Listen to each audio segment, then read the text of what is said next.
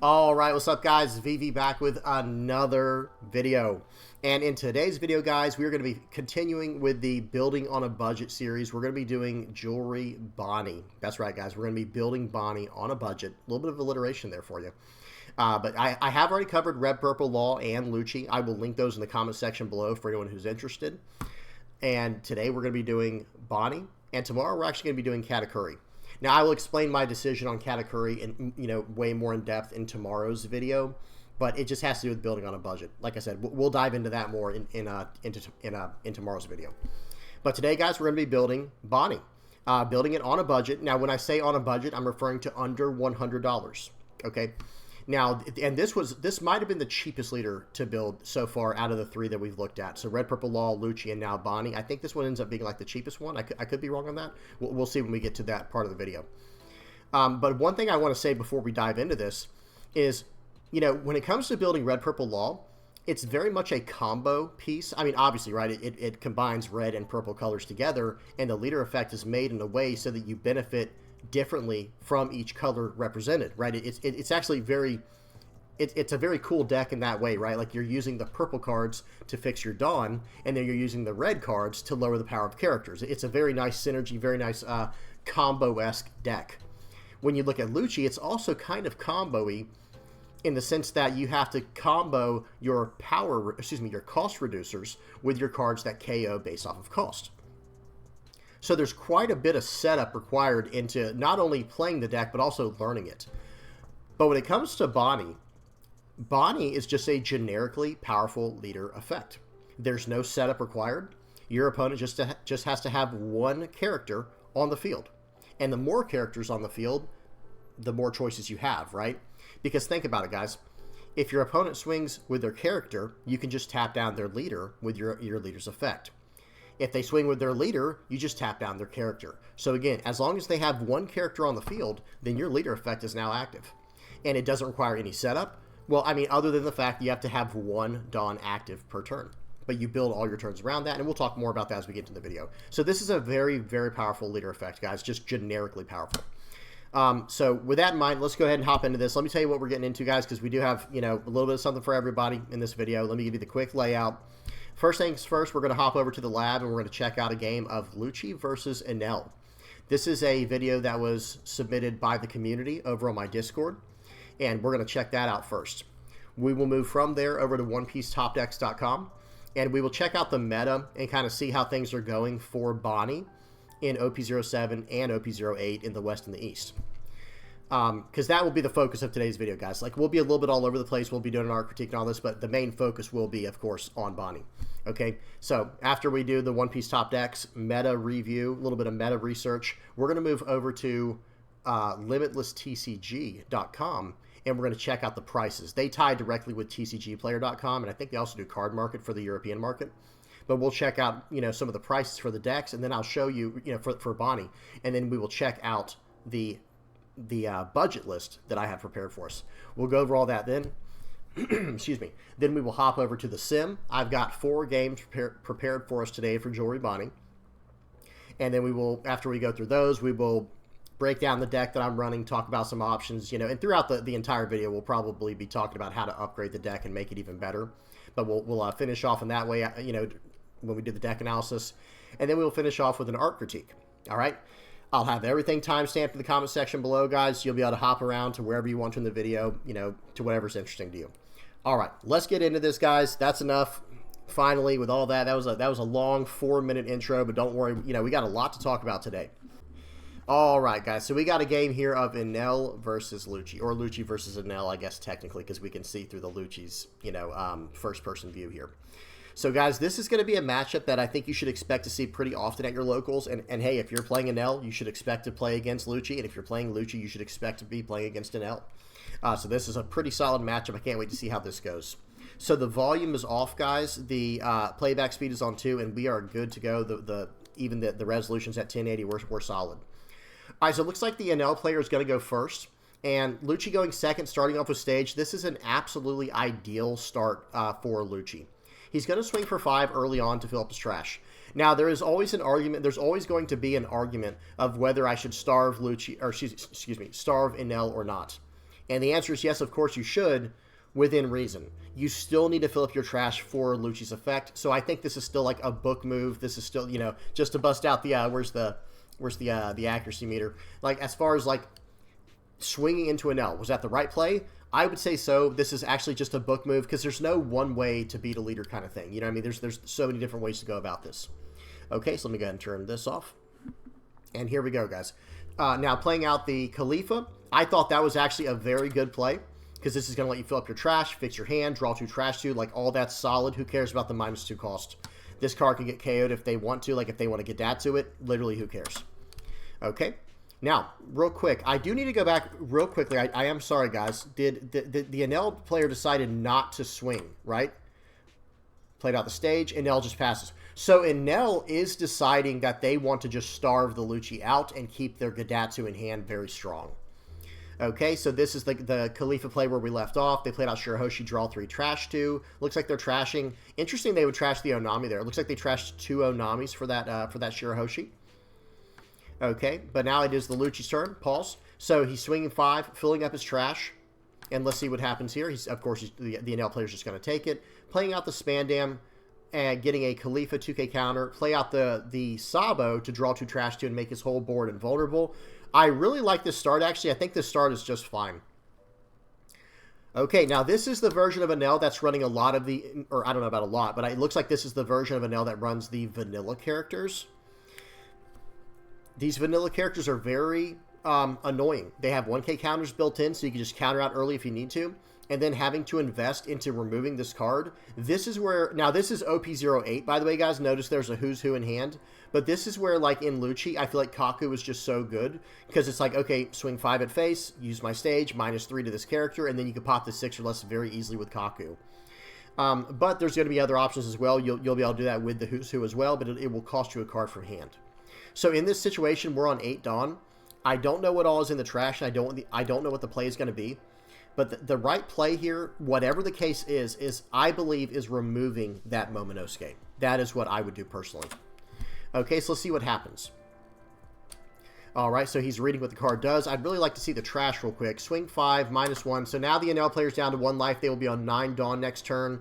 So in other words, their their Yamato will be able to pop anything on the board currently. Okay, so -1 there, -2 there. Play out the Gadatsu. Okay, very nice. Now we can see what was in the trash. They had access to... Okay, so they've got the Lucci, and that will put him... And then if you play out the Subaru... Okay, perfect. Unfortunately, we're not going to be able to play out like a Spandam to get more cards, like, you know, generate more cards in our hand. But that's okay, too, because playing out the Subaru to -2 and use this guy, it'll be just right for, you know, KOing this character. All right, so Subaru reduces it down to where it's a 2 now. Pop it with Lucci and pass the turn. Things get really scary. I have to say this, guys. Don't worry. We're going to let it play through in a minute. I know I've been pausing a lot. Things are very scary now, though, with that Shirahoshi on the board. And I wish there was a way to remove both of those characters, because I might have tried to pursue that line of play as well. Getting rid of both of these characters would have been very ideal, because as soon as Enel plays out Katakuri and he puts back a Shirahoshi... I don't know what the actual win percentage is. Like, I don't know how we'd even calculate that without some kind of program. But I feel like games where the Enel player puts their own Shirahoshi back in their life with the Katakuri, the win percentage for those games must be like in the 80+% region. Like, it is just a really hard thing to come back from.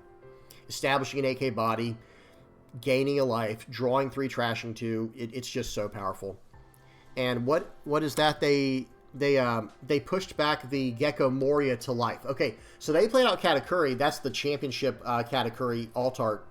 And they pushed the Gecko Moria back to life. That's not a bad play. That's an interesting play, but it's not a bad play. Let me pause real quick, guys. Sorry, it did just kind of mess up on me there. All right, let me hit play and go back. Okay, it should fix from there. All right, very nice. So that is the championship Katakuri, like I was saying. It pushed back the Gecko Moria. Now let's see what happens here. We're going to swing for 5, filling up our trash. Now they are going to start countering out. That's the good thing, right? Now that Enel's at 1 life, they have to start countering out when you have this many characters on the board, or you're going to eat their entire hand. Now, I don't know what the play is in this situation. It looks like he's actually favoring the idea of going Gecko Moria. Maybe he's going to -3 with the Tempest Kick, play out the Gecko Moria after using the stage, of course, and then pop it in that way. We'll have to see. let's see what happens. So it looks like, so the Katakuri's at 5. Tempest Kick is going to drop it down to 2. Swing for 5. Okay. Swing for 6. And then they're just going to keep going here. Play out the Gecko Moria. Pause. So this is the options they have in their trash. It looks like we have a Rebecca.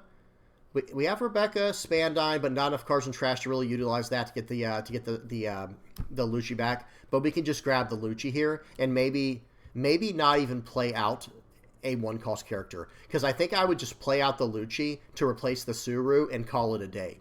I don't think I would replace the Khalifa with a Spandam, but maybe let's see what he does, because that is an option as well. Khalifa's not the big. Okay, so wait a minute. I wonder if that was an accident. Okay, well, I guess they could use Spandam to fill up the trash. Okay, that's very interesting. So they did the Spandam effect first to fill up the trash more. Then they're going to be able to play out the Spandine to play back the Lucci. That works too. That's another way to do it. It's just I feel like there's not a whole lot of space on the board for it. But I guess you did get a blocker in the place of a 4K. The Khalifa that was already on there. That works out just fine. Very nice. And that seems just fine. Okay, let's see what they do here. 200 million volts of Maru, 0 into 0. Look at that Shirahoshi just getting value. And you know what? I bet that Shirahoshi's going back to life here, guys. I bet that Shirahoshi's going right back to his life, 8 into 6. I do like countering out of that. Wow, he pushed another Gecko back to life. Interesting. So right here, I think you have... Okay, let me say something real quick here. I like that we drew Kaku for the turn. By the way, that's a very solid card. We've got 2 2K counters. The hand is looking great. It's time to start swinging at them, though. Like, there is no... Like, right here, you swing 7s across the board. I think you go... Actually, you could go 7, 7, 9. I would go 7, 7, 9 here to face. Because they have 6 cards in hand, and I promise you, we've only seen 2 Katakuris. One of them is a Yamato, one of them is an ace. So we're actually being a little too passive here, I feel like. Let's see what happens, though. Let's see if that is what he does here. Okay. They're checking their trash. It looks like they're going for another Gecko play. So that is one thing I have to say. In this situation, I feel like this is only let me let him play out his turn here. I want to see what he does first. Okay. We're taking a lot of time here, checking out the trash, see what kind of plays we have, and that's understandable. You want to make sure you get the correct play. Okay, swing 5 at life. Yeah, so that's an easy 1K counter out. So let me explain something. He only has 6 cards in hand. If you swing 7 there, it gets bare minimum 2, right? And he just threw out one of his Shirahoshis. What are the odds that he doesn't have any dead cards in hand? Right here, the way I would, like, okay, hear me out. You have 7 life right now. The way that I would do this turn is I would swing with everything but 5 Dawn, and I would actually pop that Shirahoshi. That's all I would worry about. I wouldn't even care about his other guy. And if I can win the game, I would do that. You see what I'm saying? If the option were available for me to win the game off of him not being able to counter out enough because he doesn't have the cards, that's what I would do. I can kind of already see where this game is going. I'm starting to wonder if the Enel player wins or not. I have no idea. I've not seen this game. Okay, here we go. So you swung for 5 and you gave an easy 1K counter out, and we're still looking at setting up a Gecko. It looks like we'll have to see. Okay, here we go. 7. See, now we're talking. Now we're talking. All right, let's see what happens next. Swing for 6. That's an easy 2K counter. Man, you had him against the ropes right there, man. I have to say it now, but we're so focused on removing this Katakuri. Okay, that's fine. They're going to go ahead and eat that up and pass turn. That was so interesting. So swing 6 into 6. Yep, counter out of that. You got to. Yamato pop that to gain a life, and now and now they're starting to climb back in this game. Now they are starting to climb back in this game because they're at 2. They have a 9K on the board. We don't have an easy answer. We might be able to remove this. We'll have to see. Okay, swing for 6. Okay, they take it. They get a Raigo. Swing for 6. They take this. No trigger. Okay. Swing for 5. Wait, what? Wait, what just happened? Why swing for 5? I guess maybe playing around beige or something. So right there, I would have swung for 7 because then you could still play Gecko Moria to follow up. If he takes that, he loses, right? Because then you load everything on your Khalifa and just run them over. And then if he counters out, okay, no big deal. Now we just go about our plan, and you have 1 card left, right? Like, and then you could drop Katakuri. Oh gosh. So I will say the only spoiler I will give, guys, is it says there's still 12 minutes left to this video, and we have it on 2x speed, don't worry. I'm starting to wonder if the the Enel player comes back from this. Swing 6 into 6, use the blocker, that's fine. Popping, okay. Oh gosh. Oh gosh, this is looking bad. So right here, I think you can actually just go for game. I would just, I mean, maybe it's too late now, but I would just go 7s across the board, like I said, and then maybe play out Tempest Kick to draw a card. I don't know, because we have so much life we can play with right now. We're actually fine.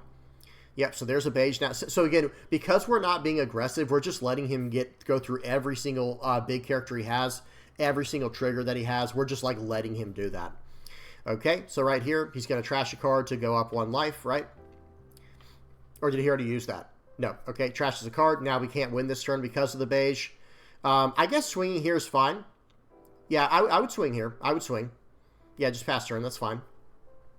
6 and a 6. Counter out if you can. Absolutely. 9. He can have it. Yep, and there we go. So it looks like the Enel player just won the game. So unfortunately, right there is where the Enel player won the game. Like I said, we were way too passive this game. I'm just predicting right now that the Enel player wins. I'm not exactly sure yet. Like I said, I have not seen this whole game. So if I had to guess right now, the game's actually already over because we chose to just let them sit on 3 and 4 cards in hand. Like, okay.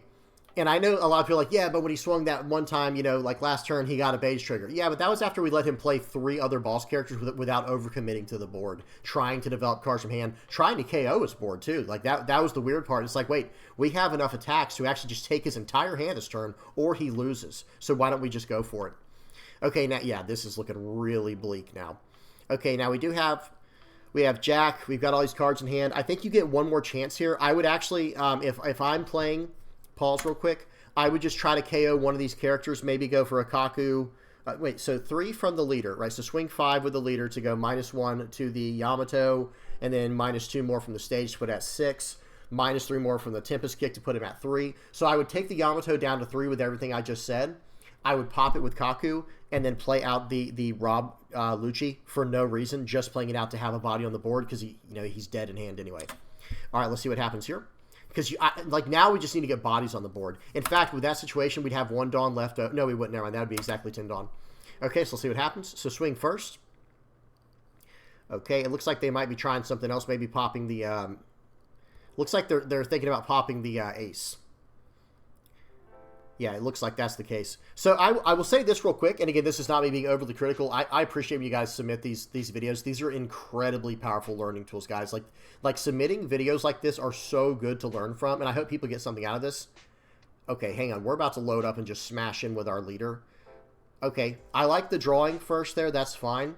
But I would have done the -3 to the Yamato, because we can actually remove the Yamato and establish the 2 bodies, like I said. Okay, so that was slightly a mistake there. So remember, we could have very easily gone swing 5 at face, and look, they took it, by the way. That's a good thing. -1 to your Yamato, -2 more with the stage, -3 from the Tempest Kick, and just pop it with Kaku and play out the Lucci, and we're fine. Or you could even play out the Rebecca getting Spandine, getting Lucci. That would have been fine as well. And we would have known that afterwards from the Tempest Kick. Okay, yeah, playing out the Suru. We're kind of dumping our entire hand here. I got to put my glasses on. Is he already down to 3? Okay, good. He was down to 2. Very nice. And this is fine, too. This is less than ideal. This isn't as ideal. They're going to pop the Kaku with that. And they had a rush. Look at how dead their hand was, by the way, guys. Like, I mean, it's a 1K counter and a 0. Yeah, I think this might be a game over. We're gonna rewind. Don't worry, guys. We will rewind and talk about where this game literally went south. Okay. So I'm going to fast forward a little bit, guys. I'm sorry. We're at the point in the game now where it's pretty much over. They're just taking their time. -2 there. They're going to go ahead and try and pop it.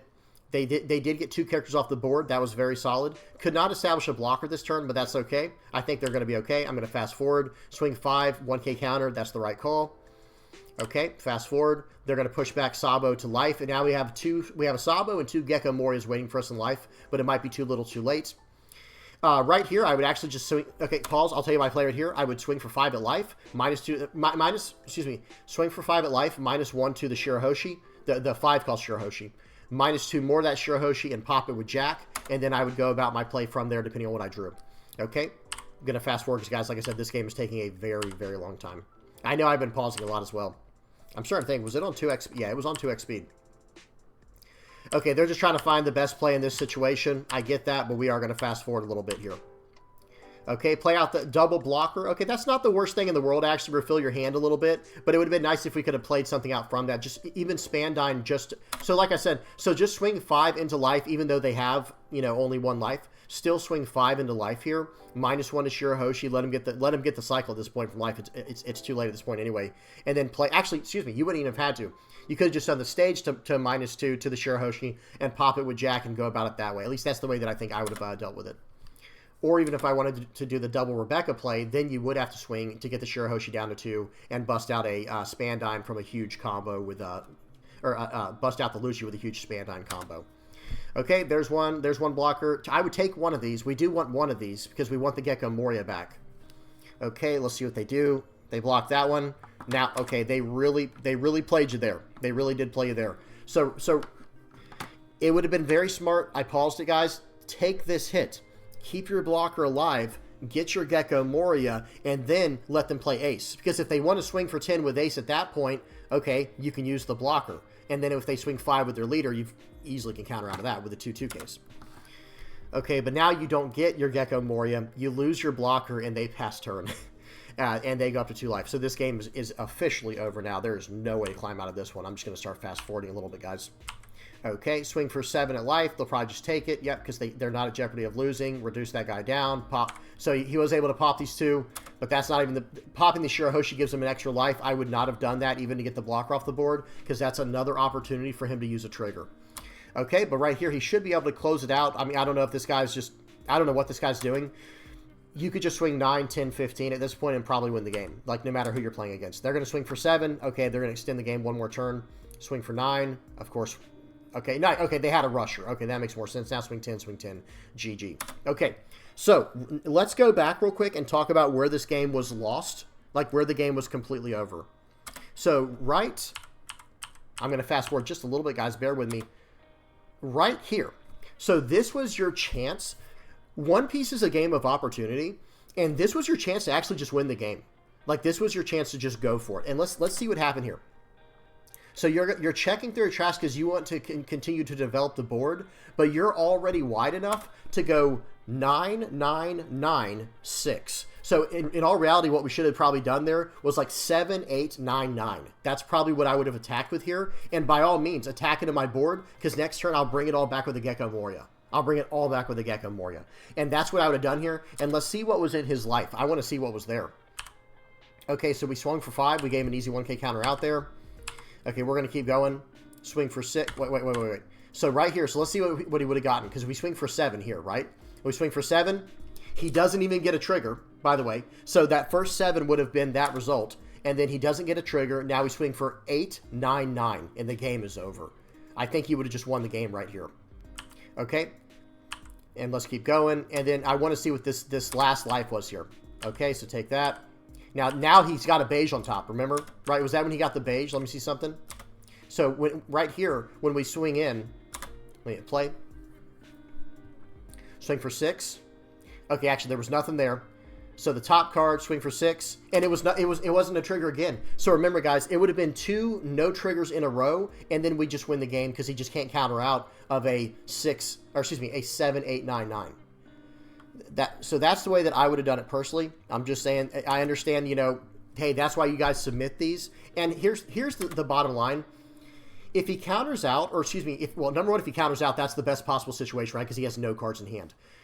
But if he somehow gets lucky with triggers, okay, we still have to get through those triggers at some point. So let's just rip off the Band-Aid early and then just replay everything with Gecko Moria. That's the power of the 8 cost Gecko Moria, is if he swings into your board and say you can counter out of one and you can't counter out of the other, no problem. You play out Gecko Moria to establish that body and get 2 more bodies down, and now he still doesn't have those cards he had to counter out with earlier. So that is where this game went terribly, terribly wrong. I think there was still one more chance for you to actually bring it back. It was this turn right here.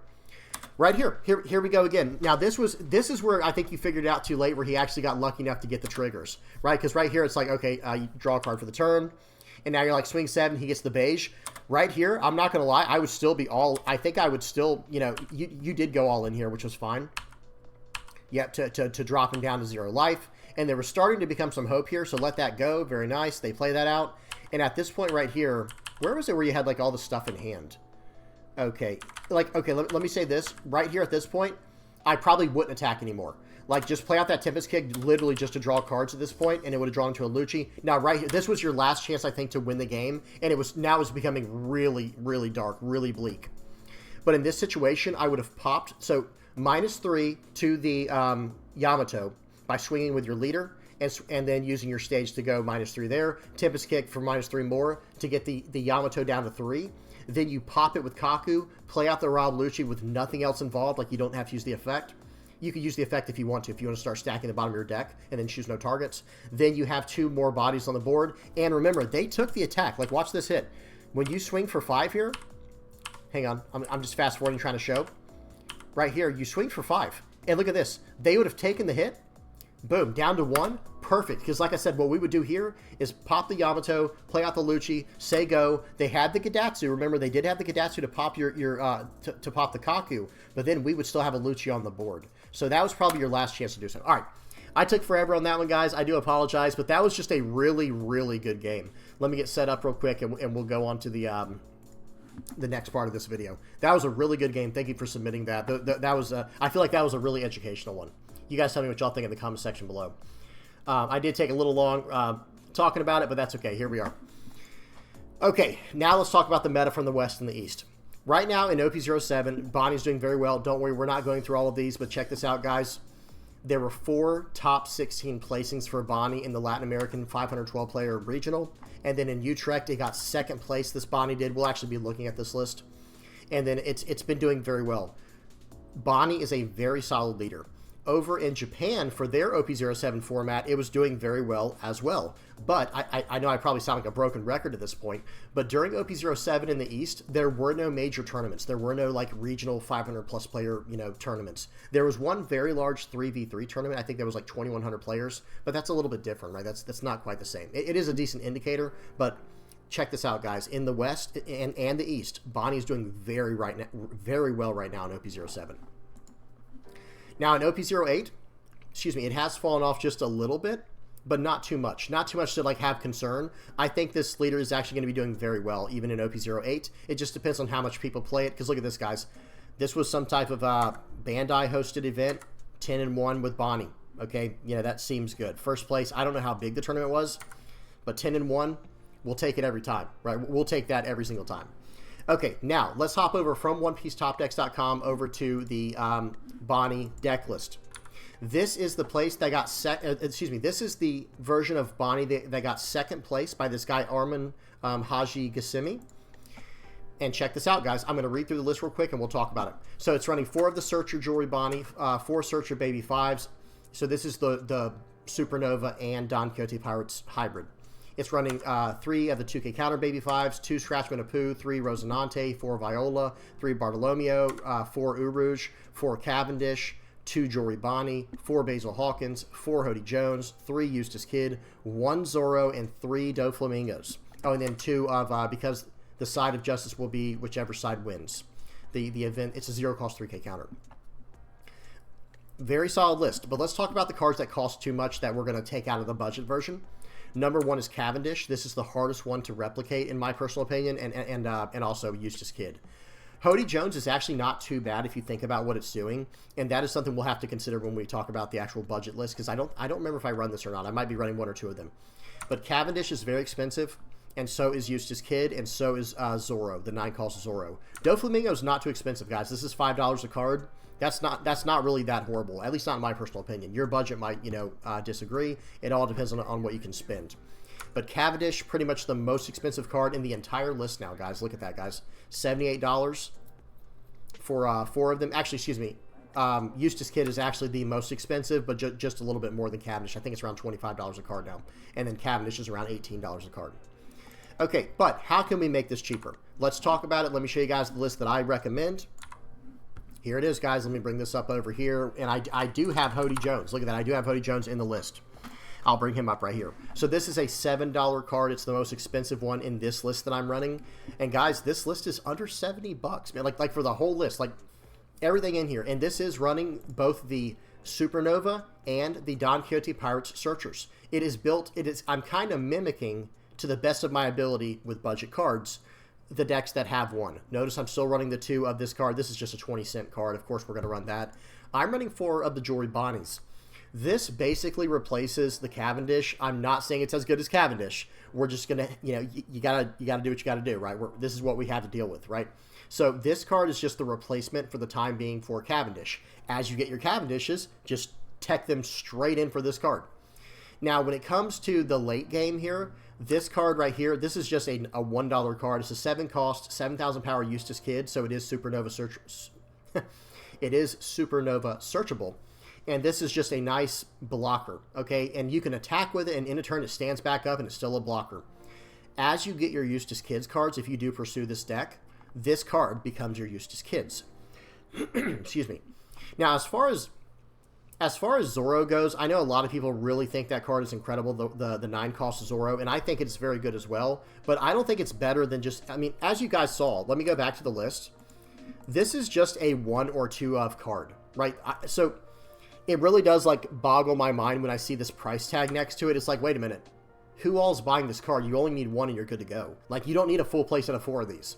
Having 1 is good to go. Like, that is perfect for this deck and for most decks that would run this card. Maybe as a 2 of.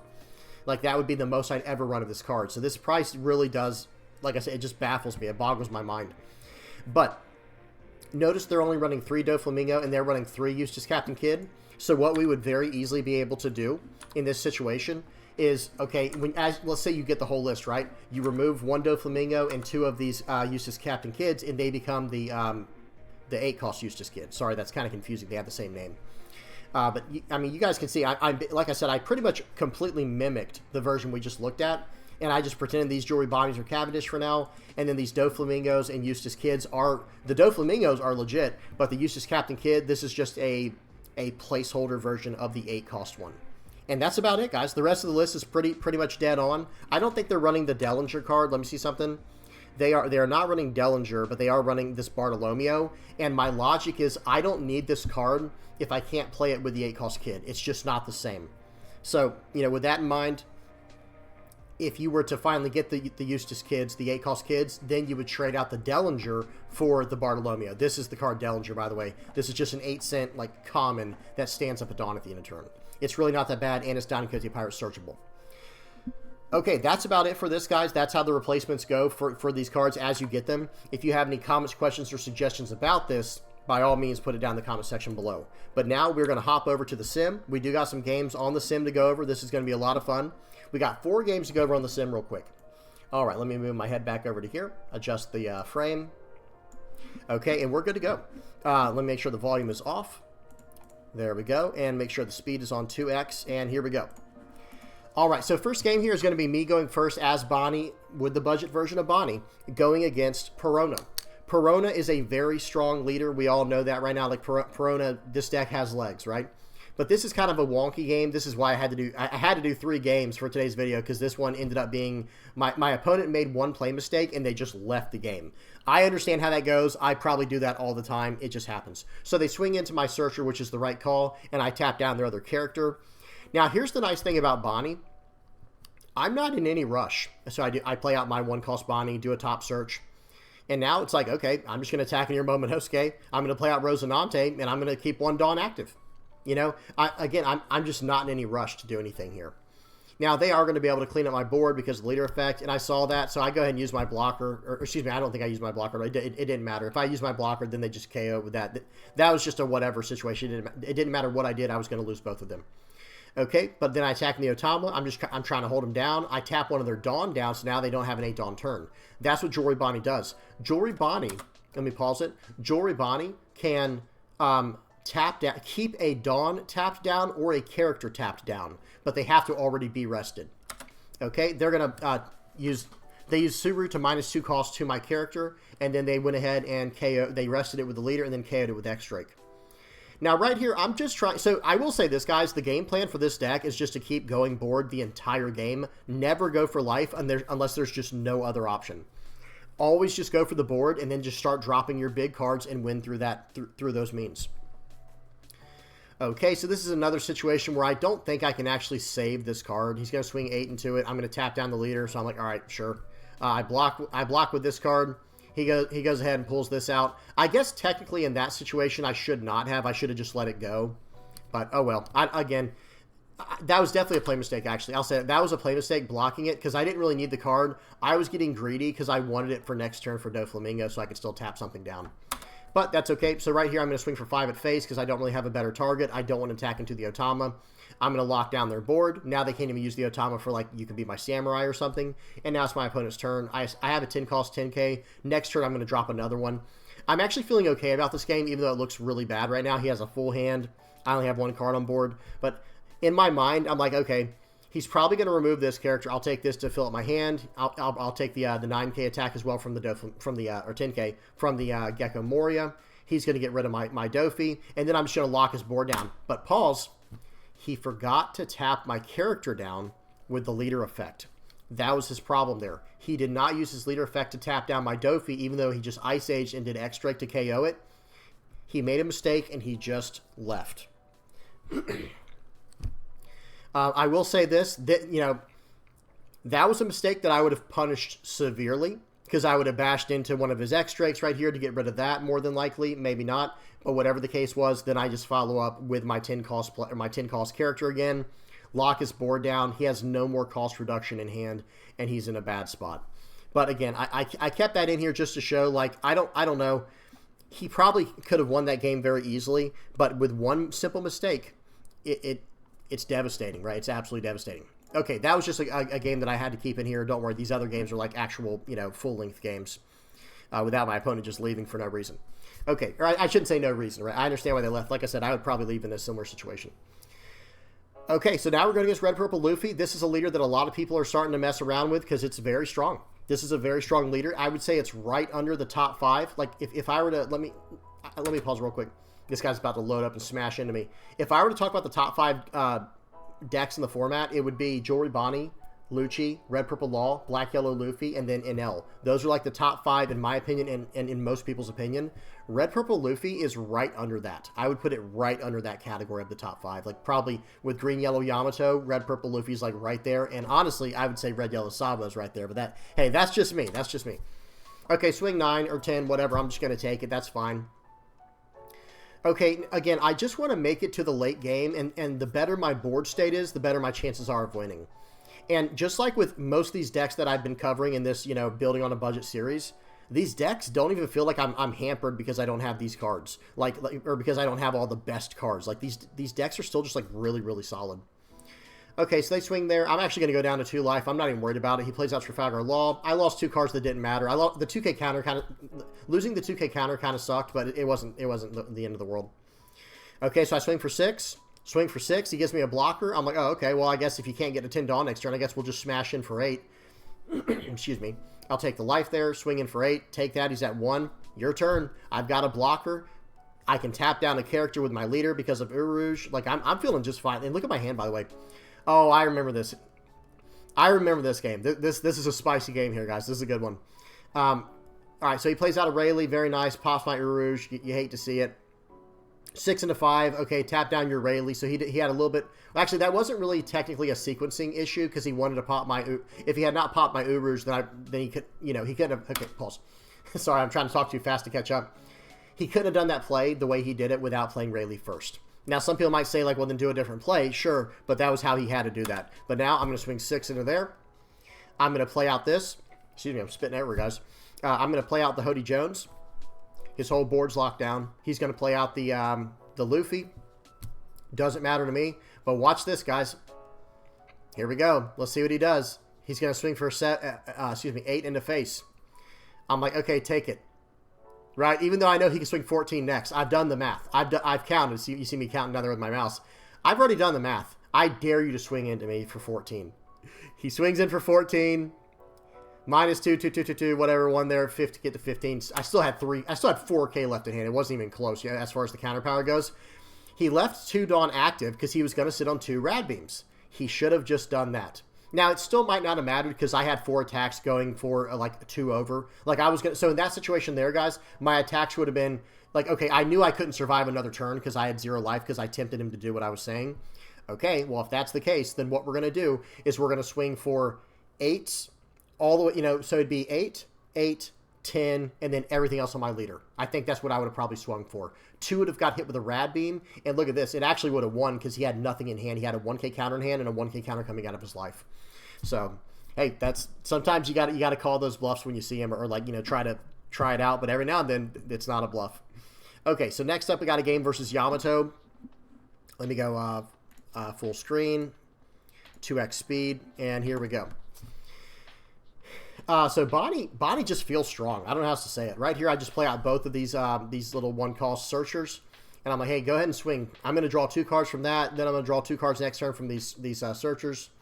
That was just a 0-cost stage and a 2K counter. So I swing for 5. He takes it, gets a Shirahoshi. Must be nice. So I'm just waiting for them to draw 3 trash 2. Okay, let's see if they decide to trash. A Shirahoshi and You Can Be My Samurai. I play out Urouge. I can't use my searchers just yet. I need to set up board control, especially now that he has something I can tap down. And this is a situation here where it's kind of similar to the game we watched earlier from the lab, where like, okay, you eventually have to commit into trying to beat me, or I'm just going to come back. Decks like Enel and decks like Bonney, they are very, very powerful in the late game. So you need to take, you have to take advantage when you can and like try to beat them down early, or else. Notice he didn't even swing that turn because I would have tapped down his Momonosuke or his Shirahoshi, and now he's losing value in that way. So I've just completely scared this guy into attacking, when it's like, no, dude, you still need to attack. I'm not saying it would have changed much, but at least try, you know? So I swing for 5 there. He uses the Momonosuke, and I'm going to swing 5 at him here with my Urouge, because guess what? I'm getting 2 Dawn back at the end of every turn with double Urouge. I'm not scared. I'm not scared to swing in with these, because if you swing into one of them, I'm going to tap down your other character. He sets his top life card with Hiyori. He's got 5 Dawn left. He's probably going to do another Momonosuke here. In fact, if I remember correctly, I believe he does. If that's the case, by the way, you swing for 5 first. Okay, he actually uses 1 there. Oh, okay, so he's going to fill out the board, try to fix his hand a little bit. Momonosuke.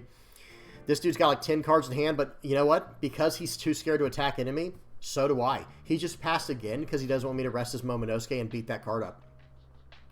But right here is very interesting. Watch this, guys. I'm going to swing 1 into Momonosuke. I'm surprised he didn't 2K counter out. He's got 8 cards, 10 cards in hand. Like, I would have probably just countered out. But that's okay. Hey, I will take it, right? We will take that. Okay, so I'm going to swing for 6, so he can't just block with Momonosuke for free. And then I think I'm going to play out my, I believe I play out my Hody Jones here, or a Basil Hawkins. I can't remember. I guess it depends on what he does. If he uses the Momo, then I can actually, I don't know why I swung for 6 there into that. So I think that was actually a misclick. I think I meant to swing 6 into Momonosuke. That was just a slight misclick. Play out the Basil Hawkins. And I'm not saying it would have KO'd it. I just wanted to be able to, get some value from his hand. Okay, so he plays out the Otama combo to put it back in life. This is the new way that Green Yellow Yamato works, but I'm still, guys, you have to know when to turn on the heat, right, to put the gas on. Okay, let's see what he does here. Passes again. I'm like, dude, you're giving me all the time in the world right now to come back into this game. So I'm going to swing for 5. Let's see what he does. Gives me the blocker. That's fine. Swing for 5. I'm just going to try and start swinging here because I also want to play out my 10-cost Doflamingo. Okay, so swing that. And now I'll see what he does. He gets a trigger to pop that. That was less than ideal, but it happens. So I'm like, you know what? I really want to swing with this Basil Hawkins. What do we do here? I've got a lot of options. Swinging with Basil Hawkins seems like the best one. Let's do it. Smash. Not even into the Momonosuke. It's just straight into face. So 7 into 5 here. His life is going to start dipping low if he takes this, or his hand's going to dip low. I'll take either one. I play out the Doflamingo. Keep his 2 blockers locked. He returns the favor. Now, he actually still had his leader to swing with, though, if he wanted to, but he didn't. Again, so let me pause real quick. In that situation, actually, I guess I could have... So he did it in the wrong order. He should have swung with his leader first, and then I have to use a counter out of hand. Then he can play out the Doflamingo and not worry about, getting it rested with my leader effect. Okay, sorry about that, guys. Let's get back to it. So I did a top 5 search there with the Don Quixote Doflamingo searcher to grab a Dofi. And that's my game plan with this deck, guys. I'm just going to keep going for the best card I can. All right, so right here, I think the best play... So I've already used a Dawn. I can't actually play out the Dofi this turn. Right here, I'm going to go ahead and use this effect. Grab an Urouge. That's actually pretty nice here. But I think I have other plans in mind. Yep, just play out the Bonney there, locking that down. Pass turn, I've got 4 Dawn up. I just need 1 for my leader effect. We're doing pretty good right here. Okay, let's see what they do. They're in a lot of trouble right here because, I have look at my hand, by the way. I've got 2, 4. I've got 4K in just straight counter, like 2K counters, but then I have the 0 cost 3K counter. He drops a Zoro. But, all right, what would you do in this situation? What would you do in this situation? He has 3 cards in hand. He only has 4 life. I have 5 attacks on the board and a Hody Jones in hand. So I'm going to be honest. This is a situation where you kind of have to roll the dice sometimes. Like, sometimes you have to roll the dice. I'm going to swing 7.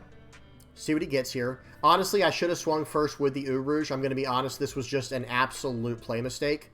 Now, it still would have got the Bonney, but that's okay. Now I load up the Dawn on the Urouge. Now I'm going to swing for 11 with the Doflamingo. See what he does. I think we're waiting on a trigger. Okay, swing for 11. That's going to go through almost 99%.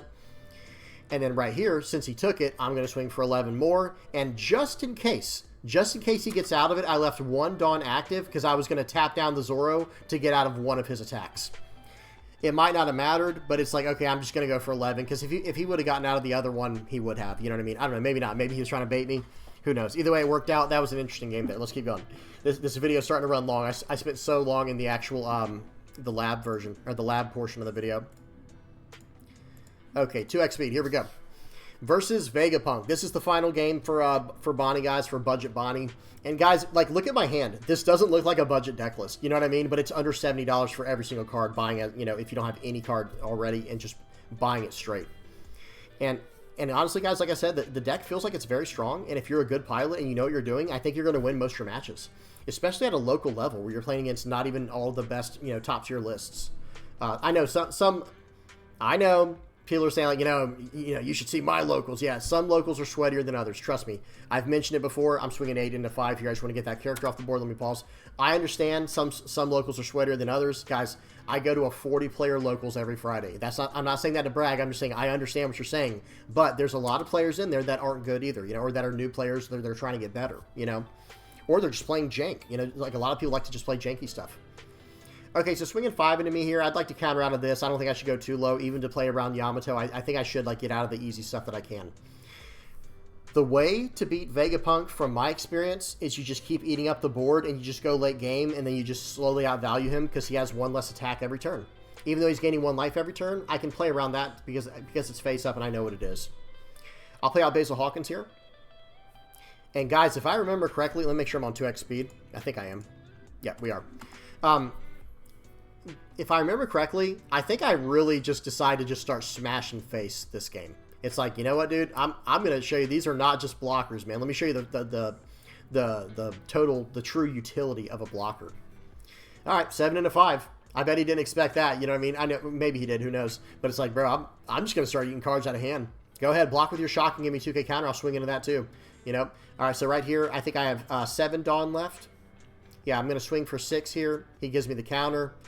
Probably going to regret that a little bit if I... actually, do I... So I think I should have played Hody Jones here. I'm just going to call this a play mistake. Yeah, because I play out the 7 cost kid. I think playing out Hody Jones there and smashing into the Shaka would have been the better play. I would have drawn a card for the turn, which, like, inadvertently plays around a card like Yamato. I just think that would have been the slightly better play. But that's okay. We have more options now later in the game. I'm taking this at a very slow pace. And like I've said before, there is more than one way to play the game. There's more than one way to go about, like, entering into the late game. Because if I wanted to, I could have just kept that card locked down with my Bonney. You know what I mean? After swinging the way I did, I could have locked it down with Bonney and gone about things that way. There were a lot of different options. Okay, they're going to play out their 3rd Lilith. I think they've gotten 3 Liliths this game. That was hard to say. Swing for 9 into 7. I'm like, do I really give him a 2K, 1K? And I think the answer is yes. Keep my board control, because that's how you beat this deck. Like, at least in my opinion, the best way to beat Vegapunk, to beat this deck, is just to win on the board. So right there, this was another just weird play mistake. Like, why didn't I attach 1 Dawn? Like, you saw I had my mouse where I'm like, wait, why didn't I just attach a Dawn to it? But whatever. I guess it didn't matter in the end, because if I had taken that and I attacked into life, then he'd have tapped my character down anyway. And hey, at the end of this turn, he's standing up anyway. Okay, so swing first, of course. I think I'm going to establish the Urouge so I can start, like, developing into the late game here. Urouge is so good. I don't know if I'm saying that right, however you say that card. That card is so good because, like, when you plop down your 10-cost character, you don't have any Dawn left. But Urouge is like, okay, no, here you go. You can have an extra Dawn. It adds a lot to the deck. Like, that card is incredible, and it's just like a rare, so it's actually very, I think it's only like $1 a card. It's pretty cheap right now. Okay, so let's see what they do. I've got 2 blockers down. One's a 7K. The other one is a blocker that also can just give me a Dawn back every turn. I'm feeling pretty good right now. His leader can't even attack, right? That's one of the biggest problems with Vegapunk, is the leader can't attack. So that's one less thing I have to worry about every single game. One less card, or excuse me, one less thing I have to worry about. And think about it. If the game goes on, I'm sorry to pause, guys, but if this game goes on, we're on turn 6. So you can't attack on turn 1, right? Okay, so that's 5 turns. So that is 5 cards in my hand that I did not have to use. Bare minimum, right? Depending on what attacks he would be swinging for. The further this game goes, the less value it's generated in that way. Like, yes, it just cheated out that card for 1 that was 5 cost, but like, dude, you've got 9 Dawn over there. You've got 9 or 10 Dawn. So you could have just played the card anyway. You know, I understand you can combo that with other things like Yamato and whatnot, but I'm just saying, I just don't. Whenever a leader can't attack, it just annoys me so much, because this is a game of like fighting and stuff. I don't know. I think they have yet to build a leader that cannot attack that's really, really good. But we'll have to see how Vegapunk goes, how Rebecca goes, how Iceberg goes in the future. Because, you know, typically they just need more and more support. It is what it is. Okay, swings 10 into 5. I'm going to rest down that character there, and I'm probably just going to take this. Yeah, absolutely. Thank you very much. We'll take it. Now, they are going to be able to stand the character up at the end of the turn. They stand up the Lilith, because that's harder to defend than the other one. I don't know that character's name in the middle there. York. York's her name. I swung 8 into 6, 8 into 5. Now we're going to go 7 more into 5. I'm just trying to get cards out of hand, and I'm trying to build to the late game. I don't even have a reason to play out my Doflamingo right now. Like, there's just nothing on the board. Like, some people, maybe they would have established it that turn and then started going for face. But it's like, I don't know. Because remember, half those characters weren't tapped. Only one was tapped because of the stage. I tapped the other 2 with my Hody Jones. 8 up the board like that. Now I've got a searcher for next turn. I'm going 7 at face. Your turn. He can tap down. Hey, that's fine. You can tap down my my Uruj, but my kid's coming back online. My Eustace kid's coming back online. I get 1 Dawn from the Uruj, and now whatever you play, you can only attack with 1 thing anyway, but, you know. The game's kind of on lockdown at this point, because it doesn't matter what he plays, even if it's like a 10-cost ace, because, number 1, I can just block it if I need to, or I could just take it. Like, you know, it almost doesn't even matter. Okay, let's see what he does. I've been seeing a lot of Vegapunks on the ladder lately, which is kind of cool, but at the same time, it's like, man, this deck just needs something else. It just needs something extra. I don't know what, but I think it needs something more. All right, so we're about to fast forward a little bit. Oh, no, actually, sorry, it's actually almost close to the end right now.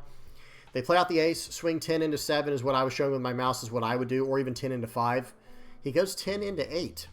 I'm like, okay, I guess I'll rest this leader, whatever, you know, with the leader effect. It doesn't really do anything.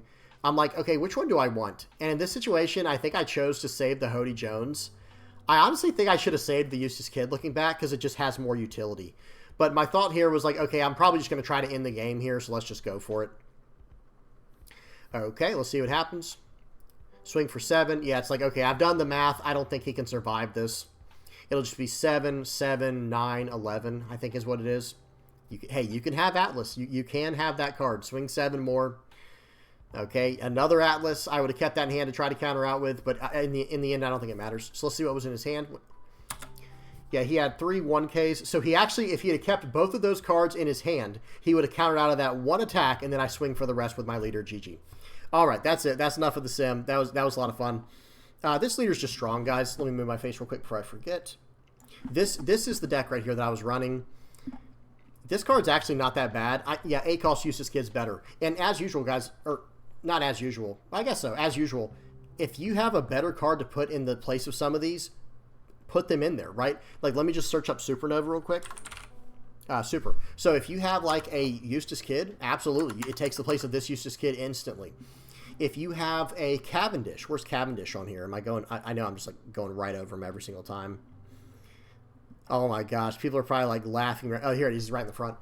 This card, as you get more and more Cavendishes, that sounds weird, Cavendishes. Anyway, it starts replacing Jewelry Bonney. It just goes right in, 1-for-1 trade-off. And then, by the way, one more thing I want to say is, as you get up to like 1 or 2, actually, I'll say this.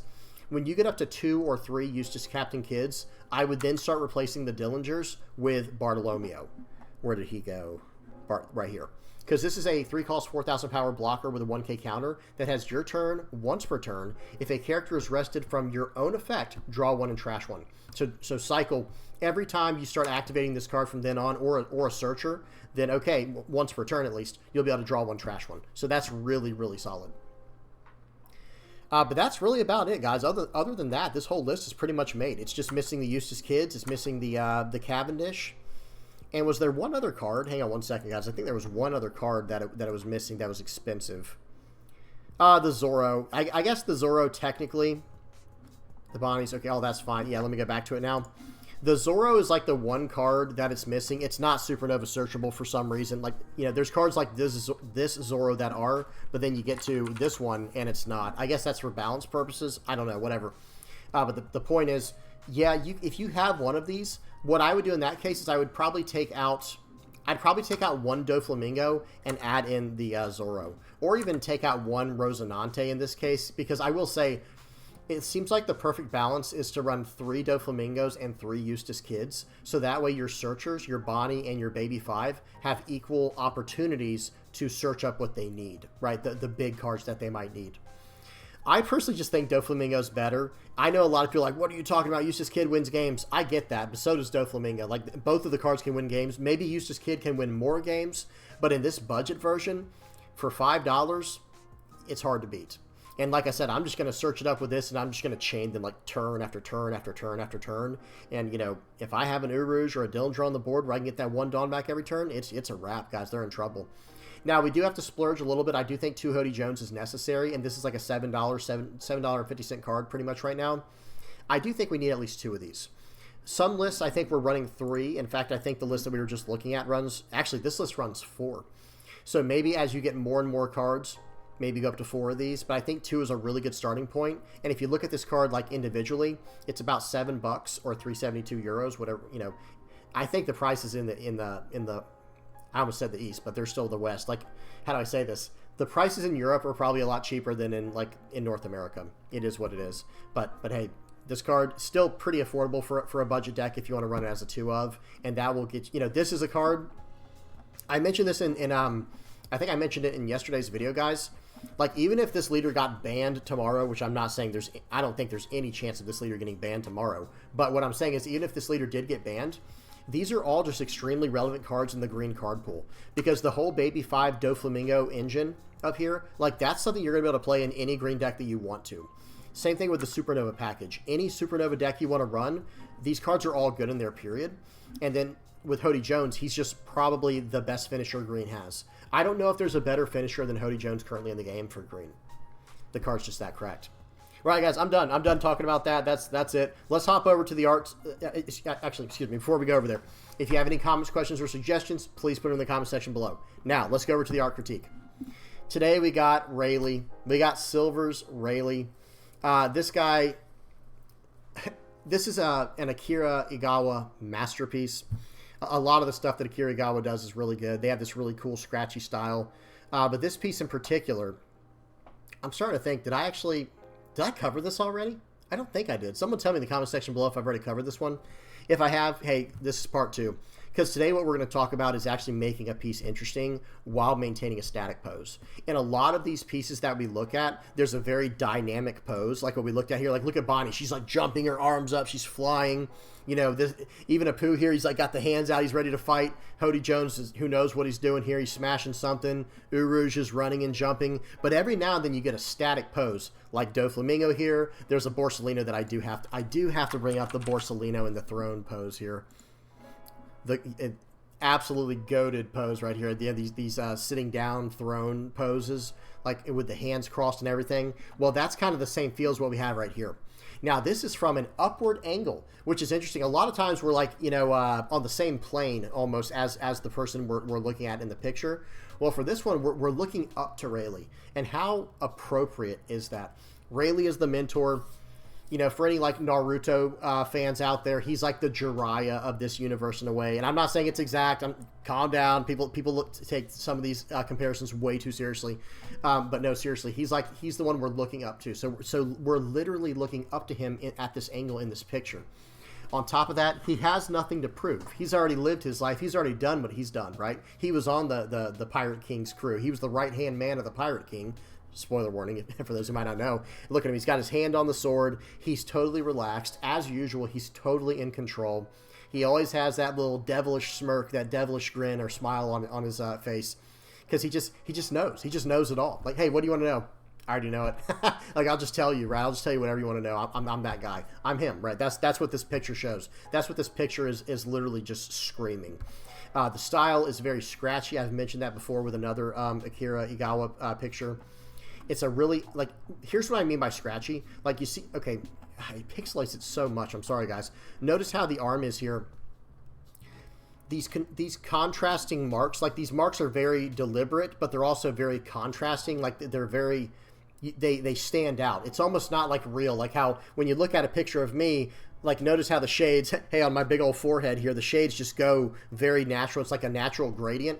These are much more abrupt. Like, look at this, like, super bright red touching this very soft orange, or this, like, softer brown going back here into the softer burgundies and reds, going up into the greens. You know, it just, the style is really incredible. And then, like, look at the blues. Look at these, like, super high contrasting blues. When you look at them up close, it looks like a mistake almost, right? But then you back out and you get the piece, like, in its entirety. Why does it always back out to the side like that? There we go. And you get the piece in its entirety, and it almost, it just, your eyes don't pick it up sometimes, you know, and it just, like, becomes this really nice piece. Then we got, like I said, the pose here is very static, but hey, Borsellino sitting on the throne. Doflamingo, I guess, kind of is too, or whatever. He's sitting in some kind of chair. Let me see what it was. Yeah, some kind of, like, chair throne. It's kind of the same idea as the Borsellino, like in these really, really nice chairs, right? What is our guy Rayleigh sitting on? A log, right? He's like the most humble, down-to-earth character kind of thing. You know what I mean? At least that's the vibe I get. I don't watch every episode. I haven't seen every scene with Rayleigh in it, but every scene that I have seen with Rayleigh has just been epic. It's been legendary. I won't spoil those. But this is my favorite character for a reason, guys. I like the mentor role when it comes to any kind of anime or any kind of just story in general. I've mentioned this before, like with Harry Potter. Yeah, I like Harry Potter, but you know who I really like? I like Dumbledore. Like, that's the character that I really like. That's where I get my name from. Quick little aside for those who might be wondering. Okay, what's his name? Dumbledore's name is, this is Dumbledore's name. Let's drop the font size way down. Story time with the VV theory. Okay, his name is Albus Percival Wulfric, spelled like this, by the way, or it might actually even be like this. Wulfric Brian Dumbledore. That's his name. Yeah, this guy literally has 5 names. It's either Wulfric or Wolfric. I can't remember that part, but I was like, oh man, that's a crazy name. And then I started looking at it. I'm like, dude, that Wulfric right there sounds sick. So I started making it my own, and I started, like, spelling it like this, where it was my own thing. Then as time went on, and I was playing a game with one of my friends. Like, this became my computer alias, right? My computer gaming alias was Wulfric. And then one of my friends, still a good friend of mine, he's actually my brother's friend, and then he became my roommate at some point. Long story, good friend of mine, good friend of my family. We were playing Lost Ark. I think that was the first game where we got into this, where I was like, oh man, someone took my name, and it was case sensitive, so it's like, now I can't be Wulfric. What am I going to do? He goes, hey, why don't you do 2 V's like this? He was saying do 2 V's and then have your name be, Wulfric, VV Wulfric. And I was like, what?